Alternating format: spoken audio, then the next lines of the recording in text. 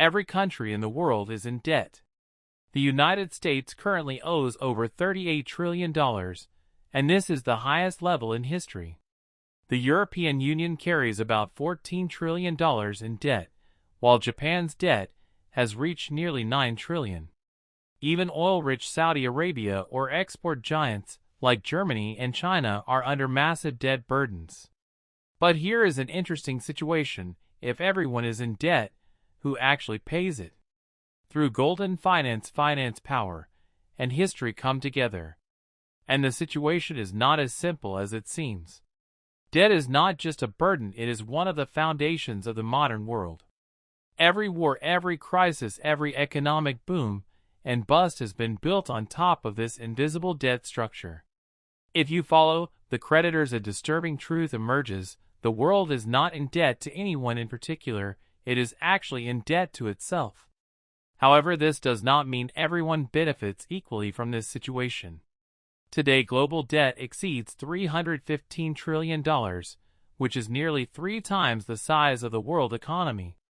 To understand how we reached this point, we need to go deep into history. Long before the first credit card or digital transfer, the idea of national debt was born out of war. In 1694, England was fighting France, and its gold reserves were running out.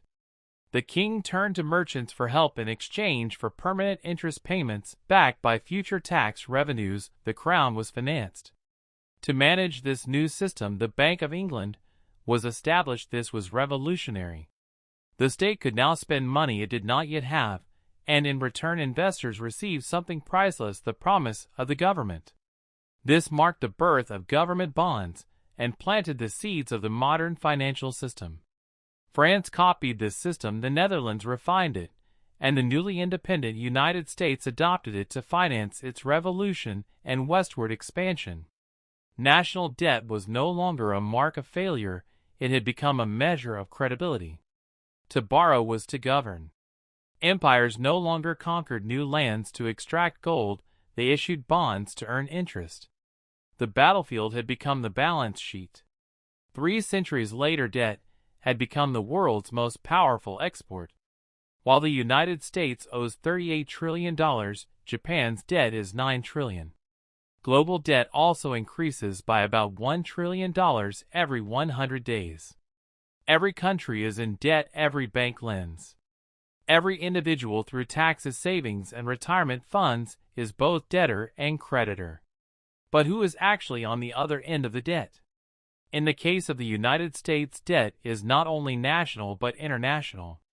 Half of this $38 trillion is public debt, meaning the government owes its own investors. About 2/3 of these investors are American banks, insurance companies, retirement funds, and the Federal Reserve. The remaining third, about $9 trillion, belongs to foreign investors. Japan is the largest creditor, with about $1 trillion, followed by China, with nearly $800 billion.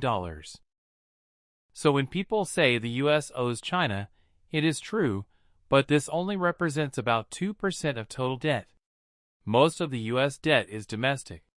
The Treasury issues bonds, banks and funds acquire them, and the Federal Reserve often buys them back, creating new dollars. Taxes finance the interest on these bonds, and this interest flows into American retirement funds. Debt is real, but the creditor is mostly a reflection of the system itself. This cycle is not just American, it is universal. Japan buys bonds from the U.S. The U.S. lends to Europe through the IMF. Europe lends to developing countries through the World Bank, and these countries repay back with Western bonds and foreign reserves. This is like a global hot potato game, and the potato is made of promises and obligations. The fourth and most influential layer is the markets.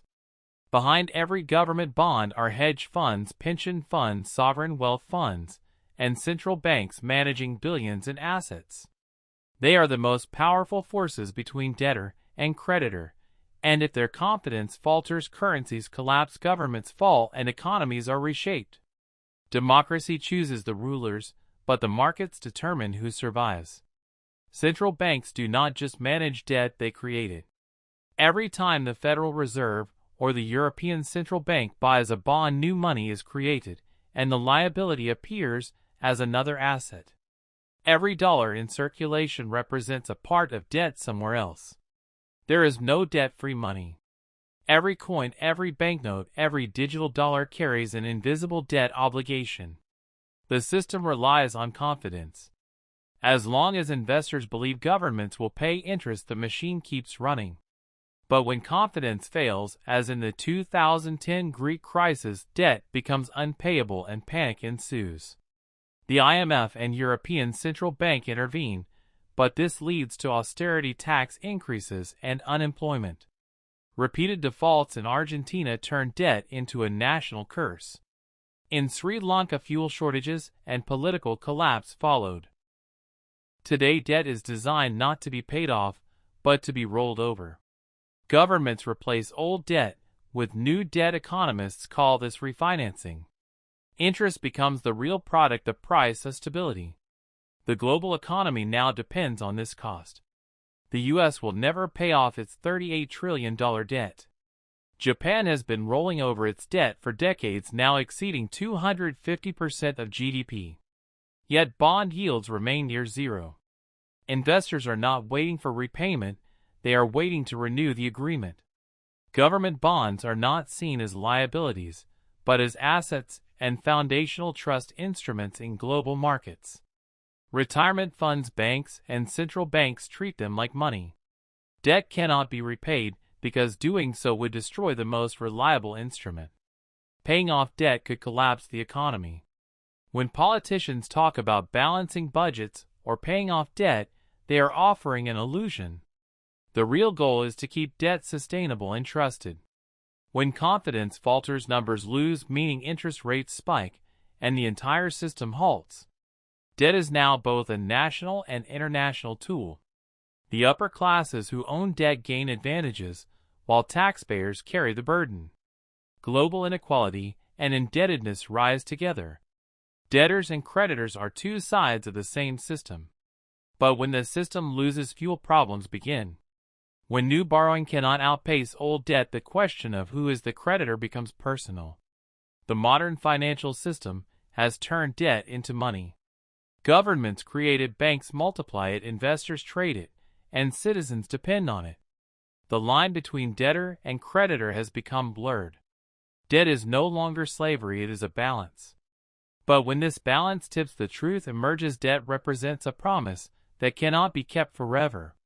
If this perspective gave you a new view, follow Golden Finance. History provides the answers, and we will show you where to look.